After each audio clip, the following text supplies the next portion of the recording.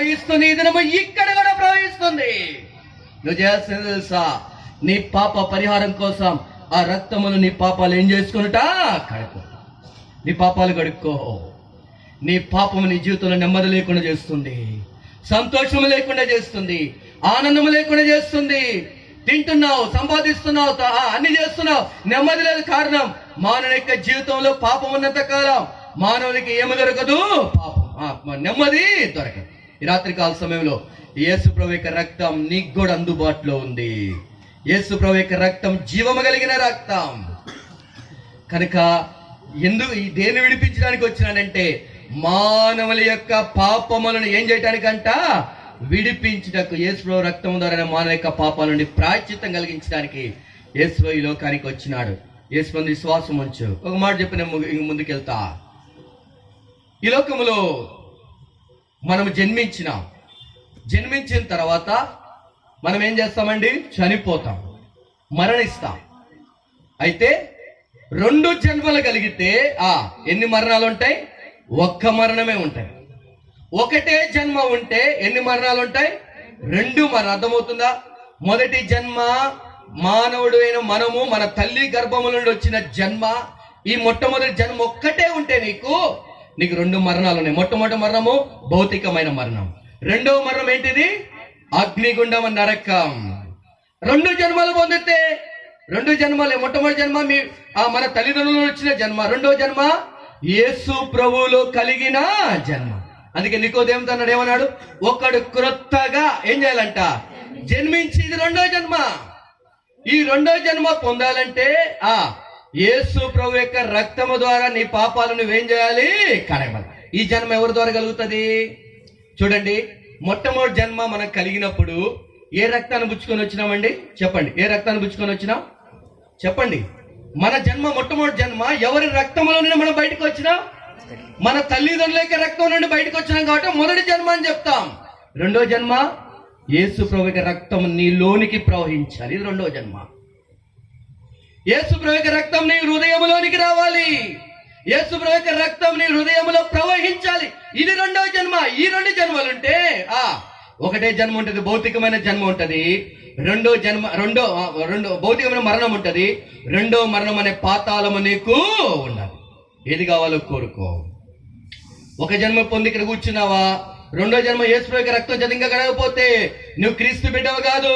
మందిరానికి వెళ్ళొచ్చు, క్రిస్మస్ చేసుకోవచ్చు, గుడ్ ఫ్రైడే చేసుకోవచ్చు, హ్యాపీ క్రిస్మస్ అని చెప్పుకోవచ్చు, కొత్త బట్టలు కట్టుకోవచ్చు. నాది క్రైస్తవ కుటుంబం, నాది క్రైస్తవ పేరు, మా ముత్తాతల నుండి మేము వస్తున్నామని అనుకోవచ్చు. ఎన్ని జన్మలు పొందిన ఈ రాత్రికాల సమయంలో? ఒక జన్మేనా? మానవుని మీ తల్లిదండ్రుల ద్వారా కలిగిన జన్మేనా? 2వ జన్మ యేసు ప్రభు యొక్క రక్తము ద్వారా కలిగిన జన్మ. ఈ జన్మ లేకపోతే పరలోకం చూడో. ఈ జన్మ లేకపోతే ఏ క్రిస్మస్ అయితే చేసుకున్నావో ఆ యేసు దగ్గరికి వెళ్ళావు.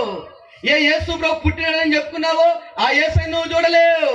ఏ క్రైస్తవ పేరు చెప్పుకున్నావో లేదా ఏ బైబిల్ అయితే పెట్టుకున్నావో ఈ బైబిల్లో ఉన్న యేసు ప్రభు దగ్గరికి నువ్వు వెళ్ళలేవు. ఏ పరలోకం అని నువ్వు వింటున్నావో ఆ పరలోకం నువ్వు వెళ్ళలేవు. కారణం ఏం తెలుసా? నీలో ఒక్క జన్మే ఉంది. 2వ జన్మ నువ్వు ఇంకా పొందలేవు. ఈ రాత్రి కాల సమయంలో విడుదల కలిగించడానికి వచ్చిన యేసు ప్రభు క్రిస్మస్ గా నీ పాపం విడుదల కలిగించడానికి కొరకే ఈ రాత్రి కాల సమయంలో సిలువలో వేడుతున్నాడు నీ కొరకు. ఆయన రక్తం నది వల్లే ప్రవహిస్తుంది. ఆయన రక్తం నీ కొరకే, ఆ ప్రేమ నీ కొరకే, ఆ త్యాగం నీ కొరకే, ఆ సమర్పణ నీ కొరకే. ఆఖరి రక్తబొట్టు వరకు నీ కొరకు కాచిన రక్తం నీకు సమీపంగా ఉంది. కడుక్కుంటావా, వదిలిపెడతావా? నీకే. చివరిగా దేన్ని నడిపించడానికి వచ్చిన మాట జ్ఞాపకం చేయండి. అపోస్తలుల హెబ్రీ రాసిన పత్రిక 2వ అధ్యాయం. హెబ్రీ రాసిన పత్రిక 2వ అధ్యాయం 2 తరగతులు చదువుదాం. చివరిగా దేన్ని నడిపించడానికి వచ్చినాడు? హెబ్రీ రాసిన పత్రిక 2వ అధ్యాయం. హెబ్రీ రాసిన పత్రిక 2వ అధ్యాయం. హెబ్రీ రాసిన పత్రిక 2వ అధ్యాయం అందరం కలిసి 14 వచ్చి అందరం కలిసి చదువుదాం. 14 వచ్చినాం. కాబట్టి ఆ పిల్లలు రక్త మాంసం గలవారైనందున ఆ ప్రకారం మరణం యొక్క బలం గలవారిని, అనగా అపవాదిని మరణం ద్వారా నశింపజేయుటకు జీవిత కాలమంతయు మరణ భయం చే దాస్యముకు లోబడిన వారిని ఏం చేయడానికంట? చివరిగా ఈ మాట చెప్పిన ముగిస్తా. దేని నుండి విడిపించడానికి యేసు వచ్చినారు తెలుసా? నీకు కలిగే మరణమును విడిపించడానికి కొరకే యేసు ఈ లోకానికి వచ్చినారు. అదే నిత్య నరకం, 2వ మరణం, అగ్నిగుండం. అందుకే యేసు ఏం చేశారు తెలుసా? నీ కొరకు మరణించినాడు సిలువలో, నీ కొరకు మరణించినాడు, నీ కొరకు చనిపోయినాడు, సమాధి చేయబడ్డాడు, మూడో దినం ఏం చేయబడ్డాడు? తిరిగి యేసు ప్రభువారు దేన్ని నడిపించడానికి వచ్చినాడంటే మరణములో నుండి ఎక్కడ దాటించడానికి? జీవములోని దాటించడానికి వచ్చినాడు. నరకములో నుండి పరలోకాన్ని దాటించడానికి వచ్చినాడు. వేదన నుండి నెమ్మది గల స్థలములను తీసుకెళ్ళడానికి వచ్చినాడు. దుఃఖములైన కన్నీటి నుండి ఆనందము కలిగించే స్థలాన్ని తీసుకెళ్ళడానికి వచ్చినాడు. చీకటి నుండి వెలుగైన స్థలములను తీసుకెళ్ళడానికి వచ్చినాడు.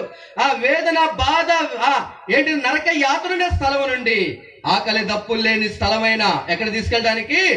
పరలోకము తీసుకెళ్ళడానికి యేసు ఈ లోకానికి వచ్చినాడు. ఎందుకు వచ్చినాడు? 4-5 భాగాలు చూసినాం. మొట్టమొదట ఏ రోగంతో బాధపడుతున్న రోగములను ప్రభు నామం ఏముంది? స్వస్థత.